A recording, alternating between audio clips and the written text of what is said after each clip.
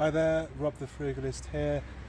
This problem, if you've got a car which is a little bit older, this one's over 20 years old, and you've got kind of plastic headlights, it's going to get fogged up a lot. This is caused by oxidation, UV damage, all that kind of stuff, and abrasion, and it just affects the outer layer of the headlights, so you should be able to fix it. So I'm going to have a go at doing that. I've pre-done the left headlamp, so I'll show you that now. Now I'm going to go through the same process to do the right one. The left one wasn't as bad as the right one, so I'm leaving this mucky thing for last to do. I don't think it's as easy as all the other few YouTube videos show, because you need to put a little bit of elbow grease in, so you'll see everything as I do it. Okay. The other one here is a lot better. You can see it looks pretty much almost brand new, not quite brand new, almost brand new, so that's a good start. Okay, so kicking off, this is what we're using. We're using some really old teacup. This teacup's at least 10 years old. Obviously use a newer one if you can. This is what I've got in the garage, so we're going to go with that. Teacup is a great thing for removing scratches, etc. from car paint it's not too deep, and you can usually restore it. So we're going to do the simple thing of using this, a lot of elbow grease on this to try and restore it back to how it should be.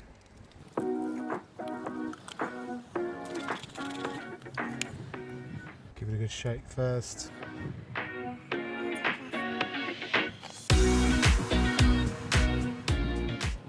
I expect I might need to do a couple of these.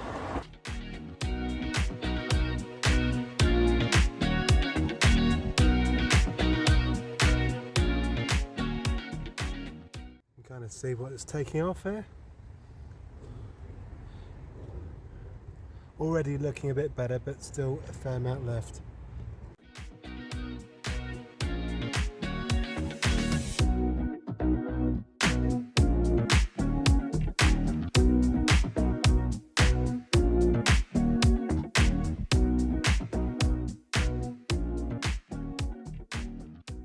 Okay, that's a good start. Let's try and have a little look.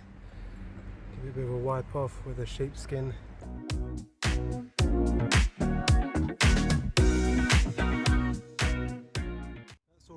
That's already a lot better, I think you can see. But I think I'm going to do a little bit more just to keep it up.